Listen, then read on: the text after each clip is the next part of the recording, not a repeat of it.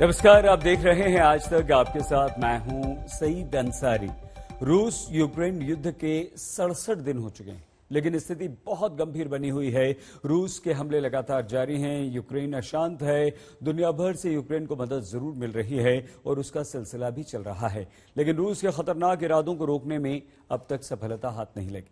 और परिणाम ये कि अब रूस ने पूर्वी यूक्रेन को मध्यमेट करने का प्लान तैयार कर लिया है।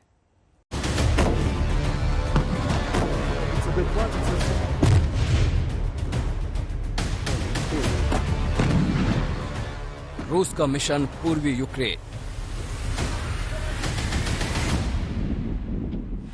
पूर्वी यूक्रेन में रूस की बारूदी साजिश।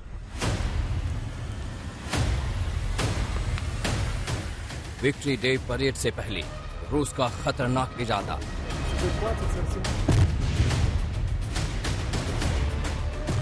रूस का तबाही मचाने वाला मैप तैयार है। पुतिन ने यूक्रेन को बर्बाद करने की ठान ली है, तो ज़ेलेंस्की जवाब देने की तैयारी में है। पुतिन की सेना विनाशकारी हथियारों से तबाही मचा रही है। ज़ेलेंस्की के जवान भी जी जान से मुकाबला कर रहे हैं। तभी तो 67 दिन तक खींच गया है रूस का हमला। ताजा तस्वीरें गवाही दे रही हैं युद्ध में जारी विनाश लीला की। रूस का लेटेस्ट दावा है कि उसने यूक्रेन के 17 मिलिट्री ठिकानों पर टारगेट किया है। दावों के मुताबिक रूसी एयरफोर्स ने हाई प्रिसिजन मिसाइलों से यूक्रेन के सैन्य ठिकानों को बुरी तरह बर्बाद किया है, जिसमें यूक्रेन के 200 जवान मारे गए हैं। एक कमांड पोस्ट भी मटियामेट हो गया। साथ ही एक वेयर हाउस भी तबाह हो गया, जिसमें यूक्रेन अपने रॉकेट्स और आर्टिलरी रखे हुए था। दावा रूस का है, लेकिन सच ये है कि 67 दिनों के हमले में रूस को अब तक वो कामयाबी हासिल नहीं हो पाई है जिसकी उसे उम्मीद रही होगी। रूस ने लंबे वक्त तक कीव की घेराबंदी की, लेकिन वापस लौटना पड़ा। इरपिन से भी रूसी फौज लौट चुकी है। बूचा में बेरहमी और बर्बादी की तस्वीरें दुनिया ने देखी, लेकिन अब यूक्रेन वहां दोबारा पांव जमा चुका है। जैपोरिजिया, चेर्नोबिल, लवीव, सुमी समेत कई इलाकों से रूसी फौज की वापसी हो चुकी है। ऐसे में अब रूस का टारगेट बन चुका है पूर्वी यूक्रेन। धमाकों से दहल रहे हैं पूर्वी यूक्रेन के शहर। खार्किव, डोनेत्स्क, मारियोपोल, लुहांस्क, ये कुछ ऐसे इलाके हैं जो रूसी हमलों की जद में हैं। इन हिस्सों पर रूस ने अपनी मिसाइलों का मुंह मोड़ दिया है। आर्टिलरी, टैंक, लड़ाकू विमान सब अपना फोकस सेट कर चुके हैं। यूक्रेन का दुश्मन गोला बारूद ऐसे बरसा रहा है मानो वो तबाही मचाकर जल्द से जल्द युद्ध को खत्म करना चाहता है। Окупанти збирають ще додаткові сили для нових атак проти наших військових на сході держави. Нагнали підкріплення на Харківщину. Пробують посилити тиск на Донбасі. Вони втратили у боях цієї безглуздої для Росії війни вже більше 23 тисяч солдатів, але не зупиняють. जो आशंका ज़ेलेंस्की ने जताई थी, रूस उसे कैसे सच कर रहा है और कैसे अपने हमलों को तेज करने की तैयारी में है, ये भी जान लीजिए। खार्किव इलाके में रूस ने बड़ा हमला किया है। इंडस्ट्रियल कॉम्प्लेक्स पर शनिवार को रूसी फौज ने ताबड़तोड़ 3 हमले किए। एक बिल्डिंग को निशाना बनाया, जिसमें जबरदस्त तबाही हुई। 3 बम धमाकों में इमारत खाक हो गई। काले धुएं का गुबार पूरे आसमान में छा गया।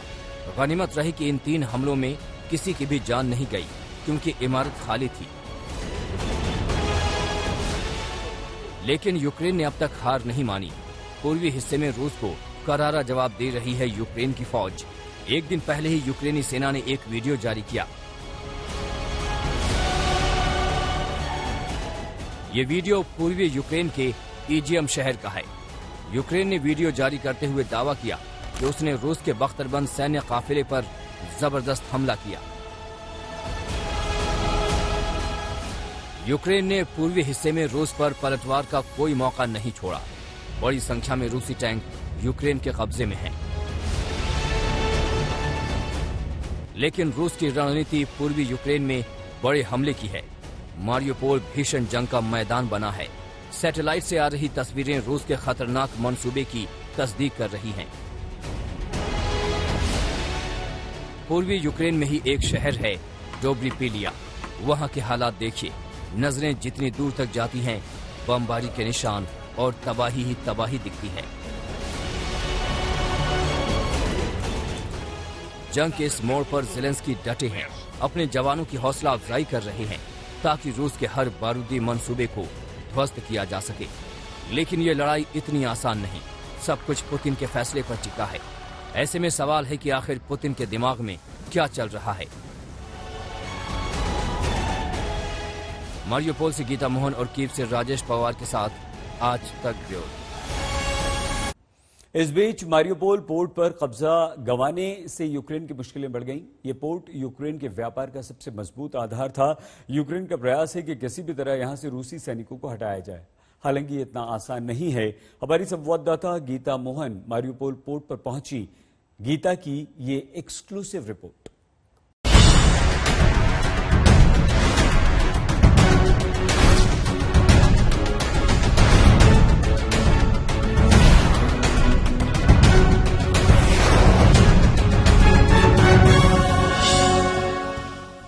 असली स्क्वीज है। अगर आप रूस और यूक्रेन के बीच की बात करें, ये पोर्ट सिटी जो देख रहे हैं आप, सी ऑफ एज़ोव, ये बहुत ही महत्वपूर्ण जगह है। इस पोर्ट सिटी को बिल्कुल तहस नहस कर दिया है रूस और डोनेस्क पीपल्स रिपब्लिक के फोर्सेस ने, लेकिन अब ये इनके कंट्रोल में आ गया है। बस कुछ ही पार्ट्स है जो एज़ोवस्ताल स्टील प्लांट है, जो बहुत ही वेस्टर्न फ्रंट में है, जो अभी भी यूक्रेन और रूस के बीच में लड़ाई चल रही है जिसके लिए। लेकिन ये जगह जहां पे करोड़ों रुपए की आमदनी है, कमर्शियल एरिया है, उसे रूस फिर से नया बनाएगा और इसे यूज करेगा। इसीलिए सी ऑफ एज़ोव बहुत इंपॉर्टेंट है। इसको अगर बंद कर दिया तो यूक्रेन लैंडलॉक हो जाएगा और मारियोपोल एक बहुत ही इंपॉर्टेंट हिस्सा है सी ऑफ एज़ोव पर। तो इसीलिए जरूरी है यूक्रेन के लिए कि ये जगह वापस से आजाद हो, लेकिन रूस और डोनेस्क इसे आजाद नहीं होने देगा।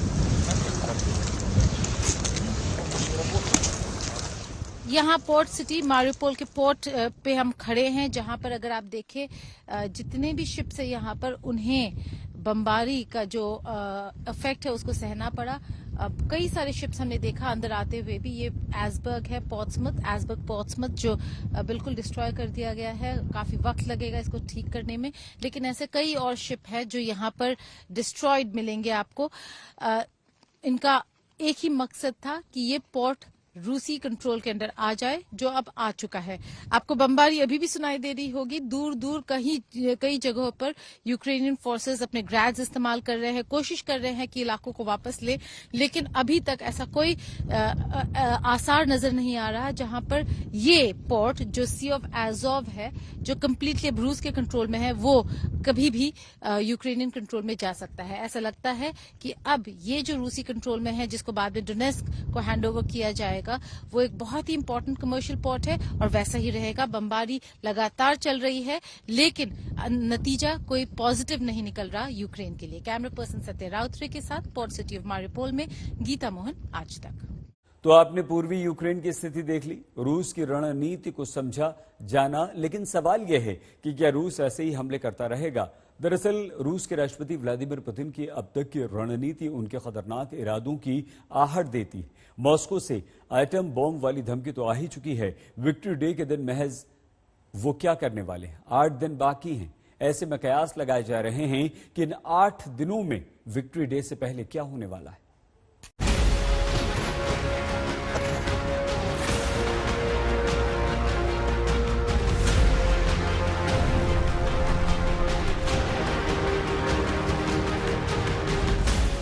एक तरफ रूसी बमबारी तबाही, यूक्रेन का पलटवार,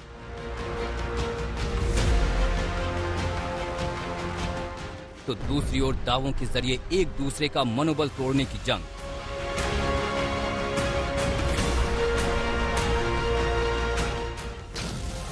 रूस कह रहा है कि उसने यूक्रेन के 38 मिलिट्री ठिकानों को तबाह कर दिया है, जिसमें 200 जवान मारे गए। तो यूक्रेन दावा कर रहा है कि उसने रूस के 2 सुखोई 25 और 7 यूएवी मार गिराए हैं। रूस ने यूक्रेन के तीसरे बड़े शहर ओडेसा के पोर्ट पर हमला किया है। यूक्रेन की फौज का कहना है कि उसने रूस को मुंहतोड़ जवाब दिया है। दावों के बीच बूचा से आई ये नई तस्वीरें देख लीजिए। मिट्टी में दफनाई जा चुकी लाशों की दोबारा जांच पड़ताल हुई तो बेहद हैरान करने वाला खुलासा हुआ। कीव का दावा है कि रूसी फौज ने बेरहमी की इंतहा कर दी।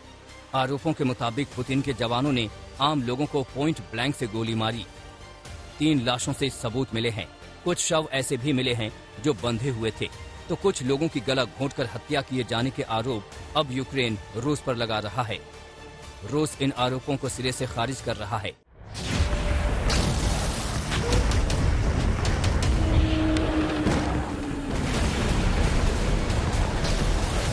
लेकिन असल खौफ एटमी अटैक का है।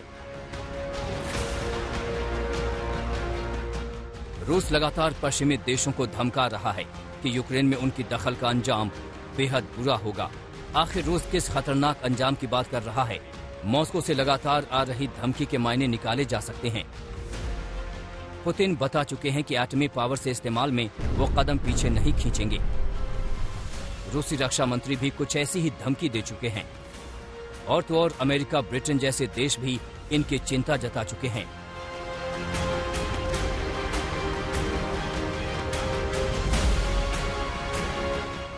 उसकी ठोस वजहें हैं। 9 मई को मॉस्को में होने वाला विक्ट्री परेड करीब है। उस मौके पर अपने देश को बताने के लिए पुतिन के हाथ कोई बहुत बड़ी कामयाबी नहीं है। 67 दिनों की लंबी लड़ाई के बाद रूस के सिर पर जीत का सेहरा नहीं बंधा है। ऐसे में पुतिन के सामने एक ही ऑप्शन है कि वो यूक्रेन को पश्चिमी देशों को मिल रही मदद के बीच कोई बहुत बड़ा फैसला करें। परमाणु हमले का खौफ तो है, लेकिन ज़ेलेंस्की दम भर रहे हैं कि यूक्रेन ने हालत ऐसी कर दी है कि विक्ट्री डे परेड से पहले रूस कमजोर पड़ चुका है।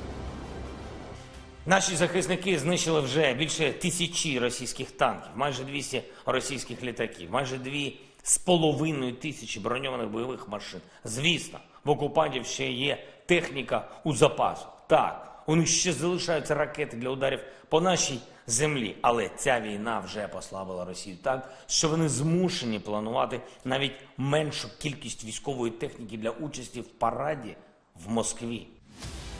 यूक्रेन को अमेरिका, ब्रिटेन, फ्रांस समेत कई देशों का समर्थन मिल रहा है। धन बल हो या हथियार बल, हर तरह से यूक्रेन को सपोर्ट मिला है। तो यूक्रेन का मनोबल बढ़ाने के लिए भी दुनिया के कई दिग्गज यूक्रेन पहुंच रहे हैं।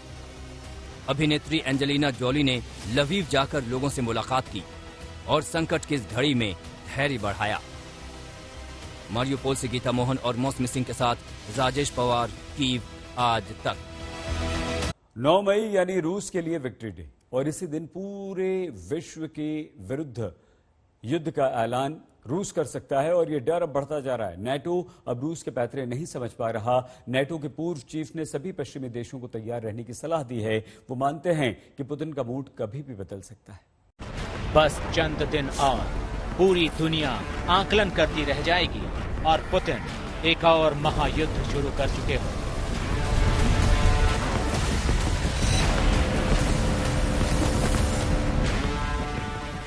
विक्ट्री डे से पहले जीत की ट्रॉफी पुतिन को चाहिए ही चाहिए, और अगर ये ट्रॉफी नहीं मिली तो 9 मई से लेकर अगले कुछ दिनों के अंदर ही ये पूरा युद्ध ही खत्म हो जाएगा।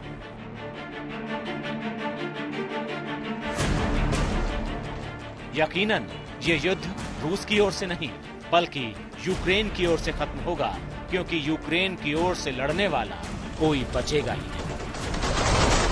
पुतिन कई बार दोहरा चुके हैं कि यूक्रेन में हो रहे स्पेशल मिलिट्री ऑपरेशन में अगर कोई देश आया तो रूस उसके खिलाफ जंग छेड़ देगा। रूस की धमकियों को अब नाटो देश हल्के में नहीं ले रहे हैं, क्योंकि रूस की विक्ट्री डे परेड नजदीक है। अब केवल 9 दिन बचे हैं।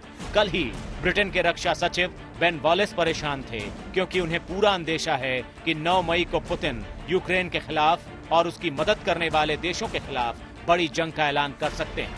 ठीक उसी तरह से आज पूर्व नाटो चीफ रिचर्ड शेरिफ ने भी पश्चिमी देशों को यूक्रेन युद्ध में कमर कस लेने की अपील की है। रिचर्ड शेरिफ ने पश्चिमी देशों को यूक्रेन के मामले में रूस के साथ एक बड़े युद्ध की तैयारी कर लेने की सलाह दी। वो मानते हैं कि रूसी सेना को कीव की असफलता खाए जा रही है। यूक्रेन युद्ध अब तीसरे महीने तक खिंच गया है। यूक्रेन जैसे देश से रूस लंबी जंग नहीं लड़ना चाहता था। वो तो ये मानकर चल रहा था कि यह युद्ध 3 से 4 दिनों में ही खत्म हो जाएगा। लेकिन युद्ध का लंबा खिंचना रूसी सेना की काबिलियत पर शक करने जैसा हो गया है। यूक्रेन भी युद्ध के लंबा खिंचने को ही अपनी जीत मान रहा है। इसी जोश में वो लगातार रूस को चुभाने वाले डेटा जारी करता है। जैसे ताजा डेटा जो उसने जारी किया है, उसके मुताबिक रूस के 23,200 सैनिक अब तक मारे जा चुके हैं। रूस के 1,000 टैंक तबाह हो चुके हैं। 2,445 बख्तरबंद गाड़ियां यूक्रेनी सेना का शिकार बन चुकी हैं। करीब 190 रूसी लड़ाकू विमान और 155 लड़ाकू हेलीकॉप्टर भी यूक्रेन तबाह कर चुका है। इस डेटा के जरिए यूक्रेन ये बताना चाहता है कि युद्ध में रूस जैसे शक्तिशाली देश को भी यूक्रेन के खिलाफ लड़ने में काफी नुकसान हो रहा है। ऐसे में रूसी सेना के अधिकारी ये चाहते हैं कि कीव की असफलता को यूक्रेन में दोबारा से बड़ी जंग शुरू करके धो दिया जाए। ये एक बड़ी वजह है कि रूसी सेना दोबारा से बड़े हमले कर रही है और तबाही की भयानक तस्वीरें पूरी दुनिया देख रही है। It's hard to look at what he's doing in Ukraine, what his forces are doing in Ukraine, and think that any ethical, moral individual could justify that. हालांकि अमेरिका समेत नाटो देश यूक्रेन की सैन्य मदद अब भी कर रहे हैं और ये बात रूस को और गुस्सा दिला रही है।